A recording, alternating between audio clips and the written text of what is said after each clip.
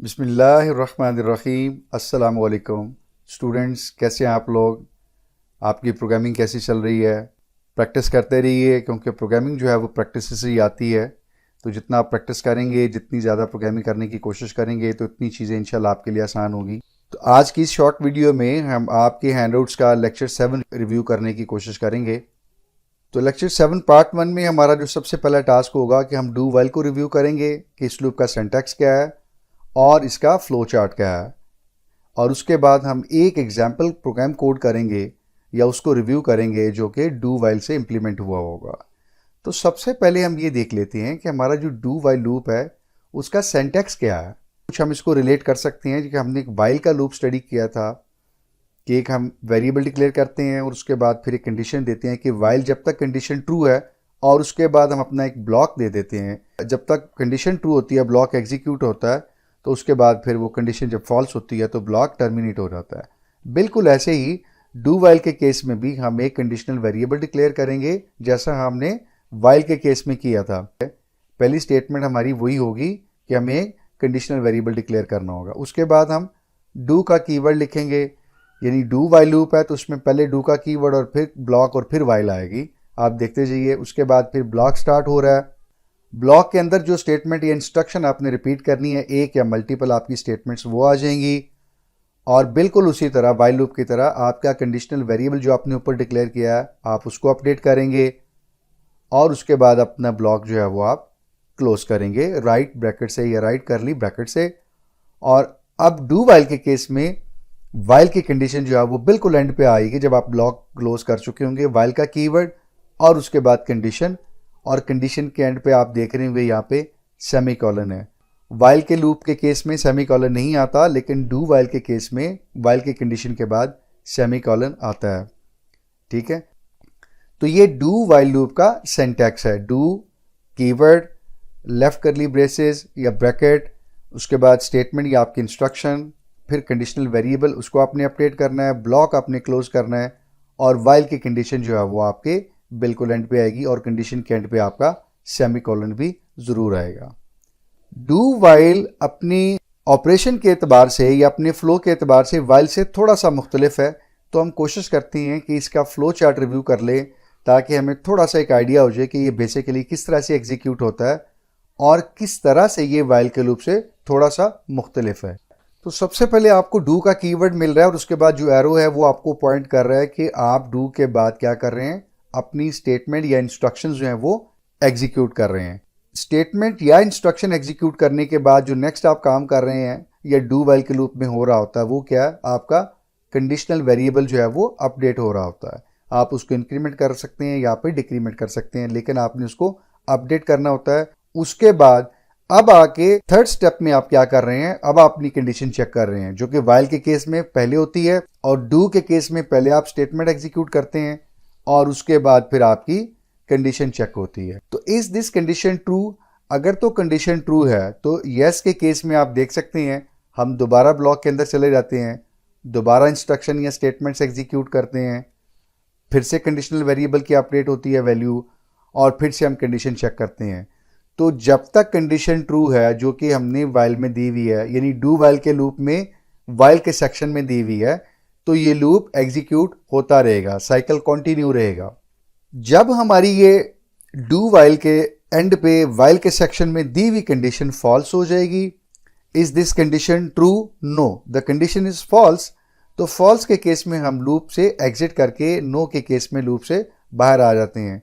जो प्रोग्राम का कंट्रोल है वो लूप से बाहर मेन को ट्रांसफर हो जाता है और अगर लूप से बाहर कुछ स्टेटमेंट्स हैं तो वो एग्जीक्यूट हो जाती हैं। हमने सिंटैक्स और फ्लो चार्ट को तो देख लिया है, तो अब हम एक एग्जांपल करने की कोशिश करते हैं। तो हमें एक प्रोग्राम लिखना होगा जिसमें हम यूजर को एक प्रॉम्प्ट करेंगे कि आप एक कैरेक्टर एंटर करें। ये कैरेक्टर गेसिंग गेम है, तो यूजर कोई एक कैरेक्टर एंटर करेगा तो हम एक वेरिएबल डिक्लेयर करेंगे और इस कैरेक्टर को उसमें स्टोर कर देंगे। इफ की कंडीशन से हम चेक करेंगे कि यूजर ने जो एंटर किया है कैरेक्टर क्या वो जी तो नहीं है। अब अगर तो कैरेक्टर जी यूजर ने एंटर किया हुआ है और हमने चेक किया कि यूजर का एंटर किया हुआ कैरेक्टर जी है, तो हम कंग्रेचुलेशन का मैसेज जो है वो डिस्प्ले करवा देंगे। लेकिन अगर ऐसा नहीं है, यूजर ने जी के अलावा कोई भी और कैरेक्टर एंटर किया है, तो हम क्या करेंगे, बजाय कि हम एग्जिट करें प्रोग्राम को या क्लोज करें, हम दोबारा से उनको कहेंगे कि प्लीज़ एंटर अनदर कैरेक्टर, यानी प्लीज़ एंटर ए कैरेक्टर का मैसेज दोबारा आ जाएगा। यानी वो गेस नहीं कर पाए तो हमने क्या करना है, लूप को एग्जीक्यूट कर देना है कि दोबारा वो स्टेटमेंट एंटर करें। हम दोबारा चेक करेंगे, अगर तो वो जी है तो हम उनको कंग्रेचुलेशन का मैसेज डिस्प्ले करवा के लूप से बाहर चले जाएंगे। लेकिन अगर वो जी नहीं है तो हम क्या करेंगे, दोबारा फिर थर्ड टाइम उनको कहेंगे एंटर ए कैरेक्टर, और वो फिर कैरेक्टर एंटर करेंगे और हम फिर चेक करेंगे। ये चलता रहेगा। हम यूज़र को ऐसा 5 दफ़ा करने का मौका देंगे, यानी हम अगर यूज़र की अटेम्प्ट अनसक्सेसफुल है तो वी विल अलाउ यूज़र के वो अपनी 5 अटेम्प्ट्स कर सकें या कैरेक्टर को गेस करने के लिए। तो आप देख सकते हैं कि 2 कंडीशंस आपकी बन रही हैं यहाँ पे लूप के लिए। एक कि वो कैरेक्टर जी जब तक ना हो लूप चलता रहे, यूज़र का एंटर किया हुआ कैरेक्टर जब तक जी नहीं है तो लूप चलता रहे। एक सेकंड, जब तक नंबर ऑफ अटेम्प्ट्स यूज़र की 5 नहीं हो जाती। जब 5 हो जाएंगी हम क्या करेंगे, अगर उसने कोई भी और कैरेक्टर एंटर किया हुआ है लेकिन अगर 5 अटेम्प्ट्स हो जाती हैं तो हम क्या करेंगे, लूप से बाहर निकल आएंगे। तो एक, आपका कैरेक्टर जी नहीं है, और 2, यूज़र की अटेम्प्ट्स जो हैं वो जब तक 5 नहीं हो जाती। ये 2 कंडीशन बनती हैं जो हमें दोनों देखनी है। तो टाइम सेव करने के लिए मैंने ऑनलाइन जीडीबी कंपाइलर पे प्रोग्राम पहले ही कोड कर लिया है। तो हम प्रोग्राम को स्टेटमेंट बाय स्टेटमेंट रिव्यू कर लेते हैं कि हमने इस लॉजिक को कैसे इंप्लीमेंट किया हुआ है। तो हमने कहा था कि हम एक कैरेक्टर डिक्लेयर करेंगे जिसमें यूज़र ने जो भी कैरेक्टर एंटर किया हुआ है वो हम स्टोर करेंगे। तो हमने कैरेक्टर ले लिया एक चॉइस का वेरिएबल। उसके बाद हमने देखना है कि यूज़र ने कितनी ट्राइज या अटैम्प्ट्स की हैं, तो हमने हर अटैम्प्ट पे उसको काउंट भी करना है। तो हमने एक इंटीजर वेरिएबल डिक्लेयर कर लिया है नंबर ऑफ ट्राइज, और उसको हमने कर दिया है number of tries is equal to 0। उसके बाद हमने डू का कीवर्ड लिखा, लेफ्ट करली ब्रैकेट से अपना ब्लॉक स्टार्ट किया, और सी आउट में हमने स्टेटमेंट यूज़र को प्रिंट करवाई कि एक कैरेक्टर एंटर कीजिए या गेस कीजिए। यूज़र ने जो कैरेक्टर एंटर किया वो हमने CIN करके चॉइस में ले लिया या स्टोर कर लिया है। अब हम अपनी कंडीशन अप्लाई करने लगे हैं कि क्या ये कैरेक्टर जो यूज़र ने एंटर किया हुआ है वो जी तो नहीं है। तो हम अपनी इफ़ की कंडीशन लिखते हैं, इफ़ पैरेंथेसिस में हम लिखते हैं कि चॉइस इज इक्वल टू जी, यानी यूज़र का जो भी कैरेक्टर है और वो हमने कंपेयर करके देखते हैं कि वो जी तो नहीं है। तो इसलिए हम लिख रहे हैं इज इक्वल टू जी। एक इज इक्वल टू आपको पता है असाइनमेंट ऑपरेटर होता है, और हमने रिलेशनल ऑपरेटर के वीडियो में ये एक्सप्लोर किया था कि कंपैरिजन ऑपरेटर जो है वो इज इक्वल टू होता है। तो दैट इज़ वाई हमने लिखा हुआ है चॉइस इज इक्वल टू जी, कि चॉइस का जो वेरिएबल है जो उसमें कैरेक्टर पड़ा हुआ है क्या वो जी है, और अगर ऐसा है तो हम ब्लॉक के अंदर आ जाएंगे और यूज़र को हम कंग्रेचुलेशन का मैसेज डिस्प्ले करवा देंगे कि आपने कैरेक्टर बिल्कुल ठीक गेस कर लिया है। यही हमारी रिक्वायरमेंट थी कि अगर यूज़र जी एंटर करता है तो हम उनको मैसेज डिस्प्ले करवा देंगे कि आपने कैरेक्टर गेस कर लिया है। और इन केस अगर यूज़र ने जो भी चॉइस में कैरेक्टर हमें एंटर किया है और वो जी नहीं है, तो इसका मतलब है कि इफ़ की कंडीशन फॉल्स होगी, इफ़ का ब्लॉक इग्नोर हो गया तो एल्स एग्जीक्यूट होगी। तो एल्स में सबसे पहला काम हम ये कर रहे हैं कि नंबर ऑफ ट्राइज में एक ऐड कर रहे हैं, क्योंकि यूज़र की एक अनसक्सेसफुल अटैम्प्ट हो गई है। और उसके बाद हम उनको मैसेज डिस्प्ले करवा रहे हैं कि आपने नंबर गेस नहीं किया या नहीं कर सके तो आप एक ट्राई और कर सकते हैं। और उसके बाद एल्स का ब्लॉक क्लोज करने के बाद हम अपने डू वाइल का ब्लॉक क्लोज कर रहे हैं, और उसके बाद हम अपनी वाइल की कंडीशन लिख रहे हैं। तो जैसा कि हमने कहा था कि हमारी कंडीशन 2 चीज़ों पर डिपेंड कर रही है। एक कि चॉइस में जो कैरेक्टर आ रहा है यूज़र एंटर कर रहा है वो जी के बराबर नहीं है, यानी वो जी नहीं होगा। तो जब तक वो जी नहीं होगा और साथ साथ यूज़र ने जो अटेम्प्ट्स की हैं या यूज़र वो अटेम्प्ट्स कर रहा है वो नंबर ऑफ ट्राइज के वेरिएबल में है, तो यूज़र कम से कम 5 ट्राइज कर सकता है। तो जब तक नंबर ऑफ ट्राइज का वेरिएबल जो है वो less than is equal to 5 नहीं है, यूज़र का एंटर किया हुआ कैरेक्टर भी जी नहीं होगा, और यूज़र ने अभी तक 5 या उससे लेस ट्राई की हुई होंगी, तो दोनों कंडीशंस ट्रू होंगी केस में, तो फिर एक्सप्रेशन ट्रू होगा।